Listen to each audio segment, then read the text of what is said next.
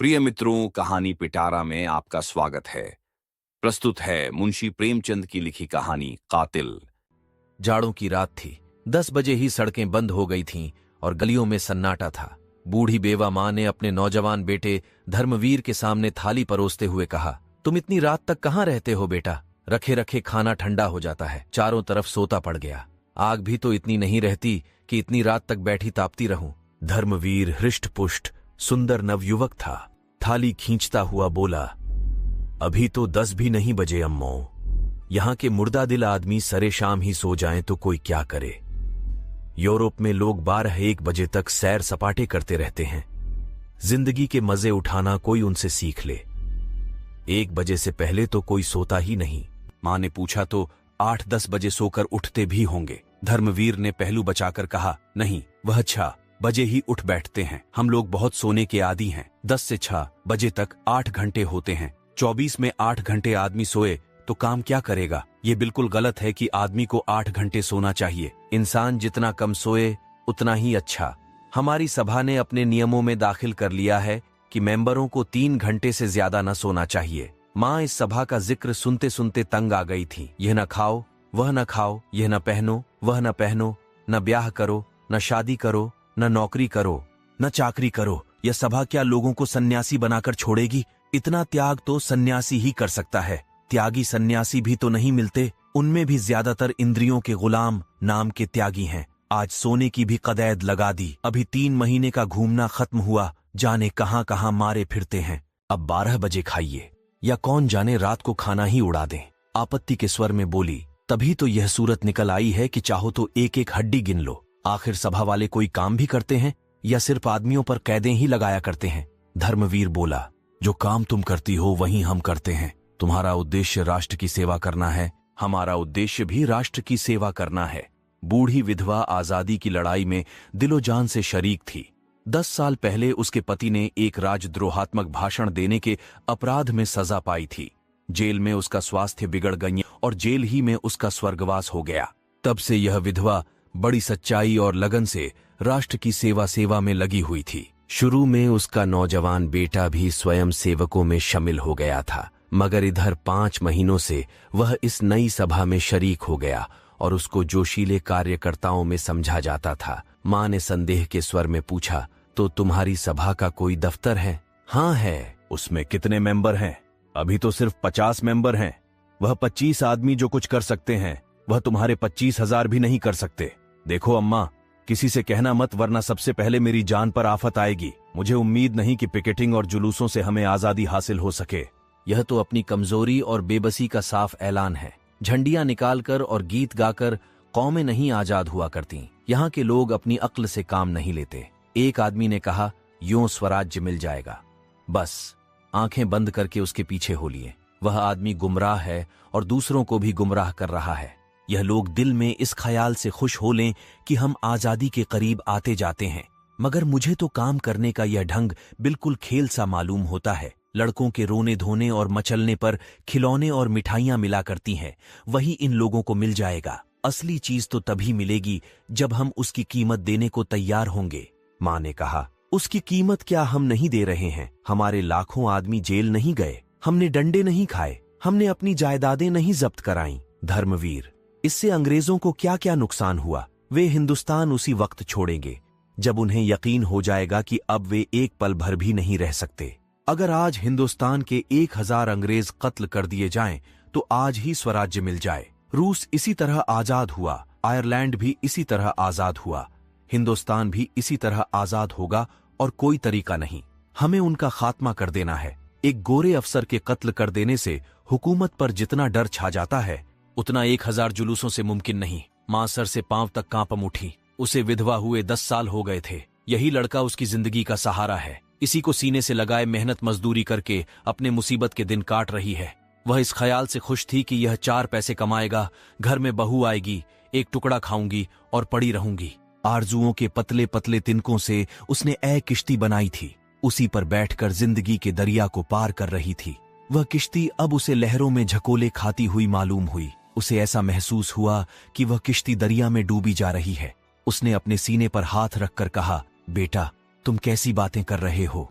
क्या तुम समझते हो अंग्रेजों को कत्ल कर देने से हम आजाद हो जाएंगे? हम अंग्रेजों के दुश्मन नहीं, हम इस राज्य प्रणाली के दुश्मन हैं। अगर यह राज्य प्रणाली हमारे भाई बंधुओं के ही हाथों में हो, और उसका बहुत बड़ा हिस्सा है भी, तो हम उसका भी इसी तरह विरोध करेंगे। विदेश में तो कोई दूसरी कौम राज न करती थी, फिर भी रूस वालों ने उस हुकूमत का उखाड़ फेंका तो उसका कारण यही था कि जार प्रजा की परवाह न करता था। अमीर लोग मजे उड़ाते थे, गरीबों को पीसा जाता था। ये बातें तुम मुझसे ज्यादा जानते हो। वही हाल हमारा है। देश की संपत्ति किसी न किसी बहाने निकलती चली जाती है और हम गरीब होते जाते हैं। हम इस अवैधानिक शासन को बदलना चाहते हैं। मैं तुम्हारे पैरों में पड़ती हूँ, इस सभा से अपना नाम कटवा लो, खामखा आग में न कूदो। मैं अपनी आंखों से यह दृश्य नहीं देखना चाहती कि तुम अदालत में खून के जुर्म में लाए जाओ। धर्मवीर पर इस विनती का कोई असर नहीं हुआ। बोला, इसका कोई डर नहीं। हमने इसके बारे में काफी एहतियात कर ली है। गिरफ्तार होना तो बेवकूफी है। हम लोग ऐसी हिकमत से काम करना चाहते हैं कि कोई गिरफ्तार न हो। मां के चेहरे पर अब डर की जगह शर्मिंदगी की झलक नजर आई। बोली, यह तो उससे भी बुरा है। बेगुनाह सजा पाएं और कातिल चैन से बैठे रहें, यह शर्मनाक हरकत है। मैं इसे कमीनापन समझती हूँ। किसी को छिपकर कत्ल करना दगाबाजी है, मगर अपने बदले बेगुनाह भाइयों को फंसा देना देशद्रोह है। इन बेगुनाहों का खून भी कातिल की गर्दन पर होगा। धर्मवीर ने अपनी माँ की परेशानी का मजा लेते हुए कहा, अम्मा, तुम इन बातों को नहीं समझती। तुम अपने धरने दिए जाओ, जुलूस निकाले जाओ। हम जो कुछ करते हैं हमें करने दो। गुनाह और सवाब, पाप और पुण्य, धर्म और अधर्म, यह निरर्थक शब्द है। जिस काम का तुम सापेक्ष समझती हो उसे मैं पुण्य समझता हूँ। तुम्हें कैसे समझाऊं कि यह सापेक्ष शब्द है? तुमने भगवत गीता तो पढ़ी है। कृष्ण भगवान ने साफ कहा है, मारने वाला मैं हूँ, जिलाने वाला मैं हूँ। आदमी न किसी को मार सकता है न जिला सकता है। फिर कहाँ रहा तुम्हारा पाप? मुझे इस बात की क्यों शर्म हो कि मेरे बदले कोई दूसरा मुजरिम करार दिया गया? यह व्यक्तिगत लड़ाई नहीं, इंग्लैंड की सामूहिक शक्ति से युद्ध है। मैं मरूं या मेरे बदले कोई दूसरा मरे, इसमें कोई अंतर नहीं। जो आदमी राष्ट्र की ज्यादा सेवा कर सकता है उसे जीवित रहने का ज्यादा अधिकार है। मां आश्चर्य से लड़के का मुंह देखने लगी। उसे बहस करना बेकार था। अपनी दलीलों से वह उसे कायल न कर सकती थी। धर्मवीर खाना खाकर उठ गया, मगर वह ऐसी बैठी रही कि जैसे लकवा मार गया हो। उसने सोचा, कहीं ऐसा तो नहीं कि वह किसी का कत्ल कर आया हो या कत्ल करने जा रहा हो। इस विचार से उसके शरीर के कंपी आ गई। आम लोगों की तरह हत्या और खून के प्रति घृणा उसके शरीर के कण कण में भरी हुई थी। उसका अपना बेटा खून करे, इससे ज्यादा लज्जा, अपमान, घृणा की बात उसके लिए और क्या हो सकती थी? वह राष्ट्र सेवा की उस कसौटी पर जान देती थी जो त्याग, सदाचार, सच्चाई और साफ दिली का वरदान है। उसकी आंखों में राष्ट्र का सेवक वह था जो नीच से नीच प्राणी का दिल भी न दुखाए, बल्कि जरूरत पड़ने पर खुशी से अपने को बलिदान कर दे। अहिंसा उसकी नैतिक भावनाओं का सबसे प्रधान अंग थी। अगर धर्मवीर किसी गरीब की हिमायत में गोली का निशाना बन जाता तो वह रोती जरूर, मगर गर्दन उठाकर। उसे गहरा शोक होता। शायद इस शोक में उसकी जान भी चली जाती, मगर इस शोक में गर्व मिला हुआ होता। लेकिन वह किसी का खून कराए, यह एक भयानक पाप था, कलंक था। लड़के को रोके कैसे, यही सवाल उसके सामने था। वह यह नौबत हरगिज न आने देगी कि उसका बेटा खून के जुर्म में पकड़ा न जाए। उसे यह बर्दाश्त था कि उसके जुर्म की सजा बेगुनाहों को मिले। उसे ताज्जुब हो रहा था, लड़के में यह पागलपन आया क्यों कर? वह खाना खाने बैठी, मगर कौर गले से नीचे ना जा सका। कोई जालिम हाथ धर्मवीर को उनकी गोद से छीन लेता है। वह उस हाथ को हटा देना चाहती थी। अपने जिगर के टुकड़े को वह एक क्षण के लिए भी अलग न करेगी। छाया की तरह उसके पीछे पीछे रहेगी। किसकी मजाल है जो उस लड़के को उसकी गोद से छीने? धर्मवीर बाहर के कमरे में सोया करता था। उसे ऐसा लगा कि कहीं वह न चला गया हो। फौरन उसके कमरे में आई। धर्मवीर के सामने दीवट पर दिया जल रहा था। वह एक किताब खोले पढ़ता पढ़ता सो गया था। किताब उसके सीने पर पड़ी थी। मां ने वहीं बैठकर अनाथ की तरह बड़ी सच्चाई और विनय के साथ परमात्मा से प्रार्थना की कि लड़के का हृदय परिवर्तन कर दे। उसके चेहरे पर अब भी वही भोलापन, वही मासूमियत थी जो 15-20 साल पहले नजर आती थी। कर्कशता या कठोरता का कोई चिह्न न था। मां की सिद्धांतपरता एक क्षण के लिए ममता के आंचल में छिप गई। मां ने हृदय से बेटे की हार्दिक भावनाओं को देखा। इस नौजवान के दिल में सेवा की कितनी उमंग है, कौम का कितना दर्द है, पीड़ितों से कितनी सहानुभूति है।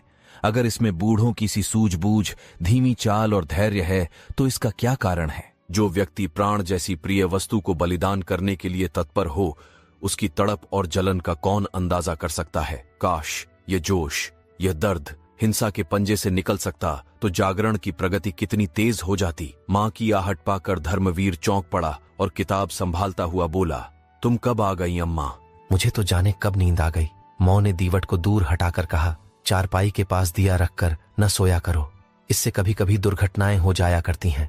और क्या सारी रात पढ़ते ही रहोगे? आधी रात तो हुई, आराम से सो जाओ। मैं भी यहीं लेटी जाती हूँ, मुझे अंदर न जाने क्यों डर लगता है। धर्मवीर, तो मैं एक चारपाई लाकर डाले देता हूँ। नहीं, मैं यहीं जमीन पर लेट जाती हूँ। वाह, मैं चारपाई पर लेटूं और तू जमीन पर पड़ी रहो। तुम चारपाई पर आ जाओ। चल, मैं चारपाई पर लेटूं और तू जमीन पर पड़ा रहे, ये तो नहीं हो सकता। मैं चारपाई लिए आता हूँ, नहीं तो मैं भी अंदर ही लेटता हूँ। आज आप डरी क्यों? तुम्हारी बातों ने डरा दिया। तू मुझे भी क्यों अपनी सभा में नहीं शरीक कर लेता? धर्मवीर ने कोई जवाब नहीं दिया। बिस्तर और चारपाई उठाकर अंदर वाले कमरे में चला। मौ आगे आगे चिराग दिखाती हुई चली। कमरे में चारपाई डालकर उस पर लेटता हुआ बोला, अगर मेरी सभा में शरीक हो जाओ तो क्या पूछना। बेचारे कच्ची कच्ची रोटियां खाकर बीमार हो रहे हैं, उन्हें अच्छा खाना मिलने लगेगा। फिर ऐसी कितनी ही बातें हैं जिन्हें एक बूढ़ी स्त्री जितनी आसानी से कर सकती है, नौजवान हरगिज नहीं कर सकते। मसलन किसी मामले का सुराग लगाना, औरतों में हमारे विचारों का प्रचार करना। मगर तुम दिल्लगी कर रही हो। मां ने गंभीरता से कहा, नहीं बेटा, दिल्लगी नहीं कर रही, दिल से कह रही हूं। मां का दिल कितना नाजुक होता है, इसका अंदाजा तुम नहीं कर सकते। तुम्हें इतने बड़े खतरे में अकेला छोड़कर मैं घर नहीं बैठ सकती। जब तक मुझे कुछ नहीं मालूम था दूसरी बात थी, लेकिन अब यह बातें जान लेने के बाद मैं तुमसे अलग नहीं रह सकती। मैं हमेशा तुम्हारे बगल में रहूंगी और अगर कोई ऐसा मौका आया तो तुमसे पहले मैं अपने को कुर्बान करूंगी। मरते वक्त तुम मेरे सामने होगे। मेरे लिए यही सबसे बड़ी खुशी है। ये मत समझो कि मैं नाजुक मौकों पर डर जाऊंगी, चीखूंगी, चिल्लाऊंगी, हरगिज नहीं। सख्त से सख्त खतरों के सामने भी तुम मेरी जबान से एक चीख न सुनोगे। अपने बच्चे की हिफाजत के लिए गाय भी शेरनी बन जाती है। धर्मवीर ने भक्ति से विहिल होकर मां के पैरों को चूम लिया। उसकी दृष्टि में वह कभी इतने आदर और स्नेह के योग्य न थी।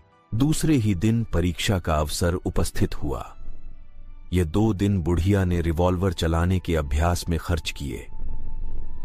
पटाखे की आवाज पर कानों पर हाथ रखने वाली अहिंसा और धर्म की देवी इतने साहस से रिवॉल्वर चलाती थी और उसका निशाना इतना अचूक होता था कि सभा के नौजवानों को भी हैरत होती थी।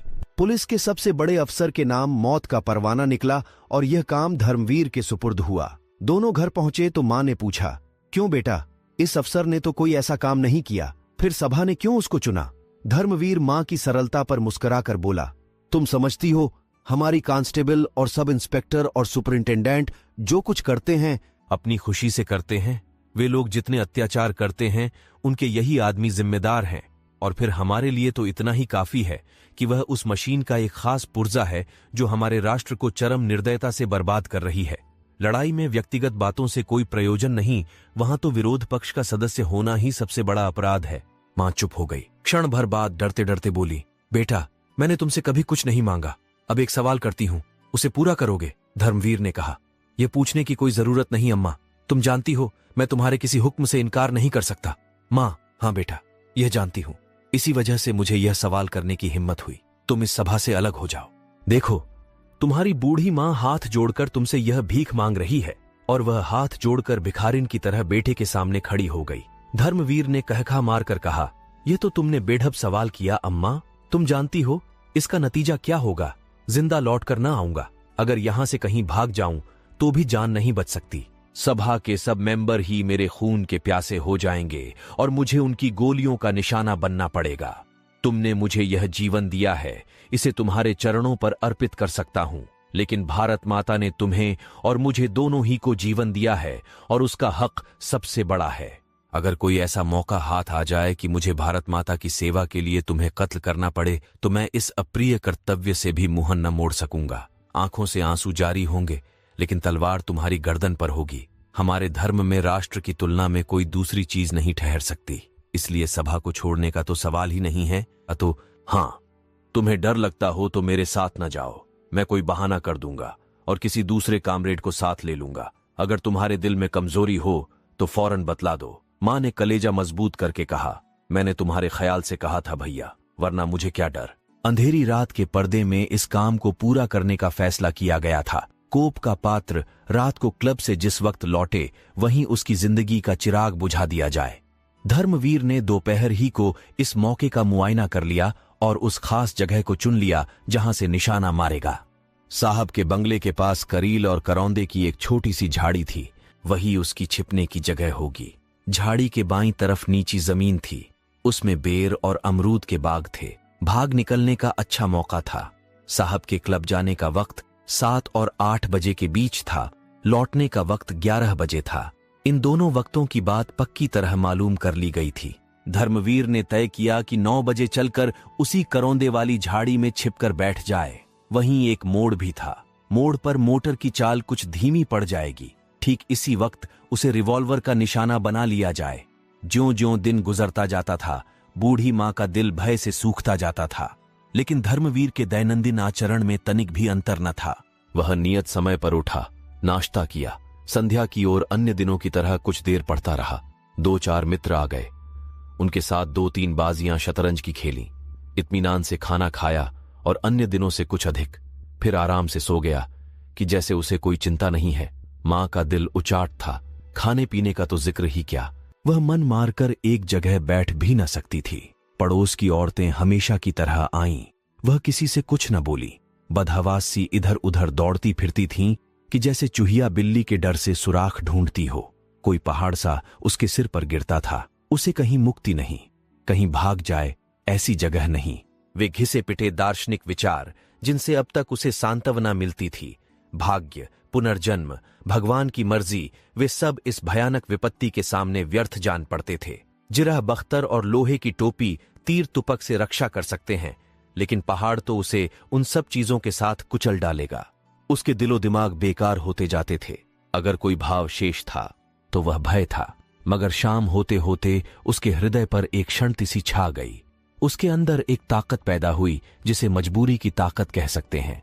चिड़िया उस वक्त तक फड़फड़ाती रही जब तक उड़ निकलने की उम्मीद थी। उसके बाद वह बहेलिये के पंजे और कसाई के छुरे के लिए तैयार हो गई। भय की चरम सीमा साहस है। उसने धर्मवीर को पुकारा, बेटा कुछ आकर खा लो। धर्मवीर अंदर आया।